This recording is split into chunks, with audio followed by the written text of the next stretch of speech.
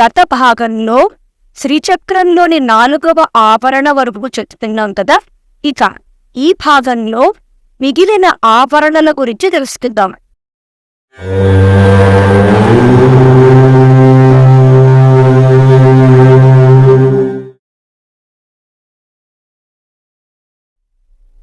శ్రీచక్రంలోని 5వ ఆవరణ పేరు సర్వార్థ సాధక చక్రం. ఈ చక్రంలో 10 కోణాలు గల పద్మం అంటే బహిర్దసారం ఉంది. సాధకుడు ఈ ఆవరణలో సాధన చేస్తే సర్వార్థములు సిద్ధిస్తాయి. అంటే సాధకుడు తన జీవిత లక్ష్యాలను నెరవేర్చుకోవడంతో పాటు ఆత్మజ్ఞానాన్ని పొంది జీవన్ముక్తిని సాధిస్తాడు. ఈ ఆవరణని పూజించడం ద్వారా గురు శిష్యుల బంధం మరింత బలపడుతుంది. ఈ ఆవరణలో 10 మంది శక్తి దేవతలు ఉంటారు. వారే సర్వసిద్ధిప్రద, సర్వ సంపత్ప్రద, సర్వ ప్రియంకరి, సర్వ మంగళకారిణి, సర్వ కామప్రద, సర్వ దుఃఖ విమోచని, సర్వ మృత్యు ప్రశమని, సర్వ విఘ్న నివారిణి, సర్వాంగ సుందరి, సర్వ సౌభాగ్యదాయిని. ఈ శక్తి దేవతలు సాధకుడి శరీరంలోని పంచ ప్రధాన వాయువులను మరియు పంచ ఉపవాయువులను సూచిస్తారు. ఈ 10 వాయువులే నారాయణుని దశావతారాలుగా చెప్పబడుతున్నాయి. ఇప్పుడు పంచ ప్రధాన వాయువులు అలాగే పంచ ఉపవాయువుల యొక్క వివరాలను చూద్దాము. ప్రాణవాయువు. ఈ వాయువు మానవుడి ఛాతీలో ఉండి ఊపిరిని క్రిందకు పంపడానికి కారణమవుతుంది. అలాగే ఆహారం అన్నవాహికలో నుండి ఉదరానికి చేరడానికి ఉపయోగపడుతుంది. ఈ ప్రాణవాయువే మనలోని కీలకమైన ప్రాణశక్తి.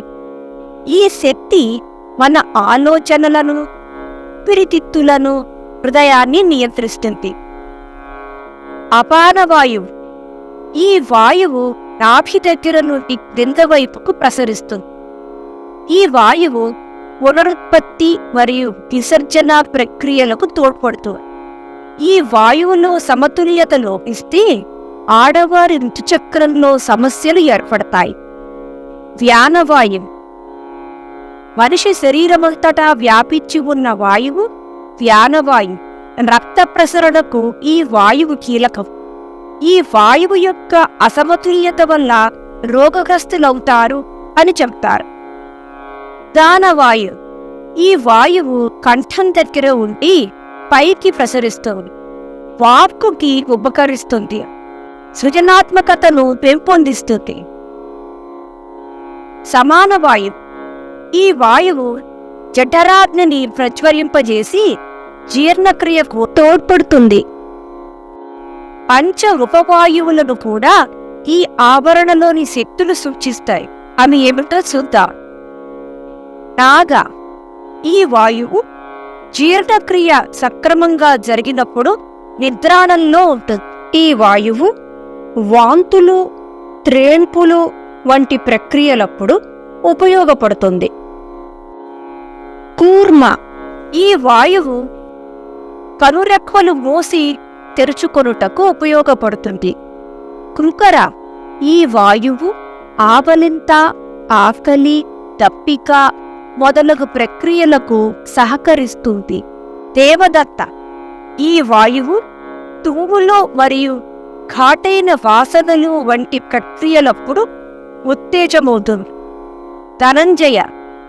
ఈ వాయువు శరీరమంతటా ఉండి స్పర్శ అనే ప్రక్రియప్పుడు ఉత్తేజమవుతుంది.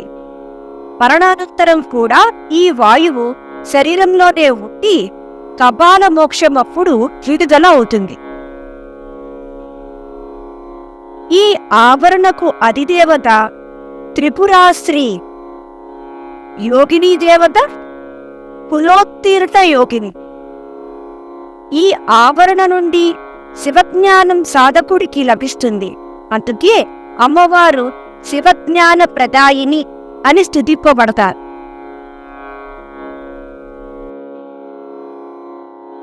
శ్రీచక్రంలోని 6వ ఆవరణ పేరు సర్వరక్షాకర చక్రం.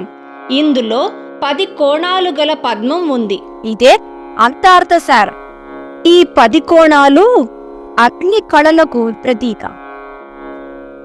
ఇక్కడుండే 10 శక్తుల పేర్లేమిటో ఇప్పుడు చూద్దాం. సర్వజ్ఞ, సర్వశక్తి, సర్వైశ్వర్య ప్రదాయిని, సర్వజ్ఞానమయీ, సర్వవ్యాధి వినాశిని, సర్వాధార స్వరూప, సర్వపాపహర, సర్వానందమయీ, సర్వరక్షా స్వరూపిణి, సర్వేప్సిత ఫలప్రద. ఈ 10 శక్తులు దశవాయువుల యొక్క గుణాలైన రేచకము, పూరకము, శోషకము, దాహకము మరియు ప్లావకానికి ప్రతీక. అలాగే ఈ శక్తి దేవతలు వివిధాన్నములను పచనము చేయి జీర్ణశక్తులకు సూచిస్తాయి. ఆ వివిధాన్నములేమిటో ఇప్పుడు చూద్దాము. భక్ష్యములు బూరెలు, గారెలు మొదలగు కొరుక్కుని తినే పదార్థాలను సూచిస్తాయి. భోజ్యములు పులిహోర, దధ్యోజనం మొదలగు అన్న పదార్థాలను సూచిస్తాయి. లేహ్యము తేనె, బెల్లం పాకం మొదలగునవి. ఇవి నాలుకతో రుచి చూసి తినాలి. చోష్యము పాయసాన్నము మొదలగు జుర్రుకుని తినే పదార్థాలను సూచిస్తాయి.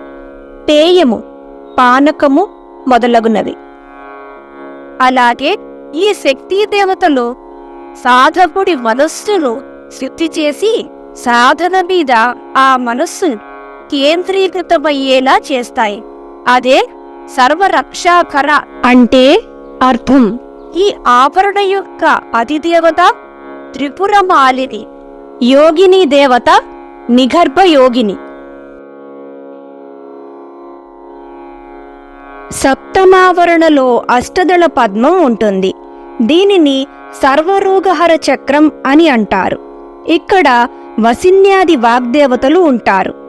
అష్టవసువులే ఈ వాగ్దేవతల రూపంలో ఉంటారుట.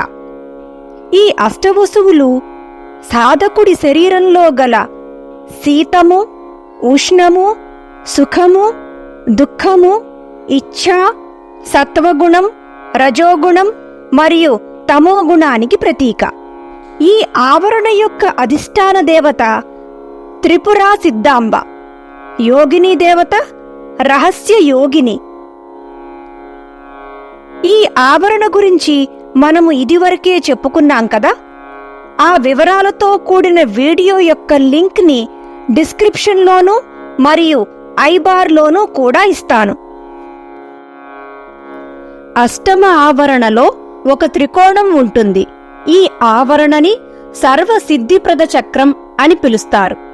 ఈ ఆవరణలో కామేశ్వరి, వజ్రేశ్వరి, భగమాలిని అనే 3 నిత్యాదేవతలు ఆయుధ బీజ సంహితులై ఉంటారు.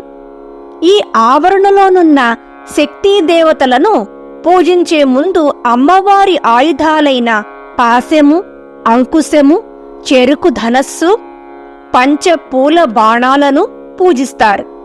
ఈ ఆవరణ యొక్క అధిష్టాన దేవత త్రిపురాంబ, యోగిని దేవత, అతి రహస్య యోగిని.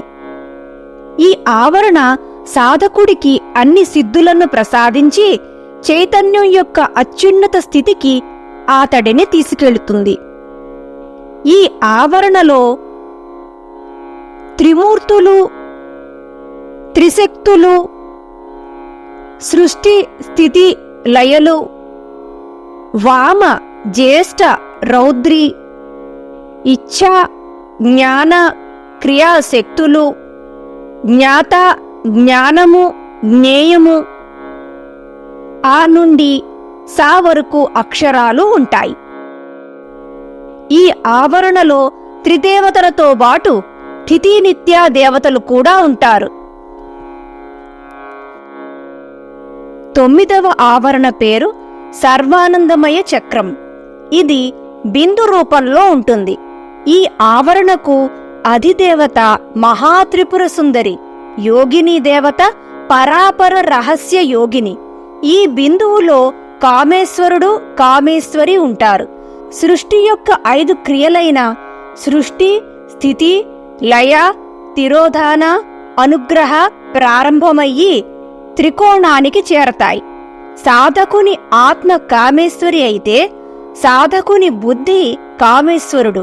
ఇవి రెండూ ఏకమైతే సాధకుడు జీవన్ముక్తిని పొందుతాడు. మన శరీరమే శ్రీచక్రం, పాదాలే భూపురం, తలలో ఉండే బ్రహ్మరంధ్రమే బిందువు. మూలాధారంలో నిద్రిస్తున్న కుండలిని శక్తిని జాగృతం చేసి సహస్రార చక్రమనే బ్రహ్మరంధ్రానికి చేరిస్తే జీవన్ముక్తి కలుగుతుంది. శ్రీదేవి ఖడ్గమాల స్తోత్రంలో ఈ 9 ఆవరణ దేవతల పేర్లు మనకు కనిపిస్తాయి. ఇక్కడితో శ్రీచక్ర వర్ణన పూర్తయింది. వచ్చే భాగంలో గేయచక్రరథం, కిరుచక్రరథం యొక్క వివరాలను చూద్దాము. చూశారు కదండి ఈరోజు వీడియో. ఈ వీడియో మీద మీ అభిప్రాయాన్ని కామెంట్ల రూపంలో తెలియజేయండి. మీకు ఈ వీడియో నచ్చినట్లయితే లైక్ చేయండి. మరింత మందితో ఈ సమాచారాన్ని పంచుకోవాలనుకుంటే షేర్ చేయండి. అలాగే మొదటిసారి మా వీడియోని ఎవరైనా చూస్తున్నట్లయితే సబ్స్క్రైబ్ చేయడం మర్చిపోకండి. మళ్ళీ వచ్చే వీడియోలో కలుద్దాం. అంతవరకు మీ వద్ద సెలవు తీసుకుంటోంది మీ మానస.